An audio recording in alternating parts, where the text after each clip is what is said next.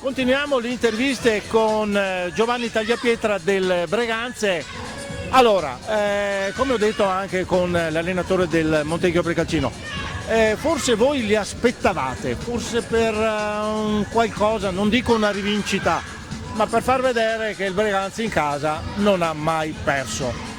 Sì, col Montecchio è sempre difficile, abbiamo sempre fatto risultati tirati, pareggi, sconfitte, una volta abbiamo vinto noi, quindi sapevamo che era molto difficile. All'inizio sì, non siamo partiti benissimo, però dopo siamo riusciti a sfruttare le occasioni importanti e l'abbiamo chiusa. Sì, un primo tempo giocato, una partita bellissima da vedere, niente da dire. Primo tempo giocato alla pari, chiuso 1-1, addirittura metà del secondo tempo 2-2, poi è venuto fuori un po' di forma in più, un po' di qualcosa in più che ha fruttato il risultato. La tua rete ha messo proprio il capitolo finale alla partita. Sì, come avevo detto il primo tempo siamo partiti male, il secondo abbiamo messo qualcosa in più, poi abbiamo realizzato le punizioni di prima che contano molto e siamo riusciti a vincere.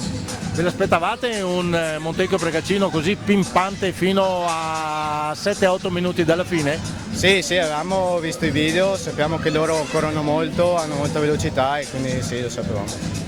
Molto bene, ringrazio Giovanni, un saluto a tutti voi, arrivederci a presto, grazie, buonasera.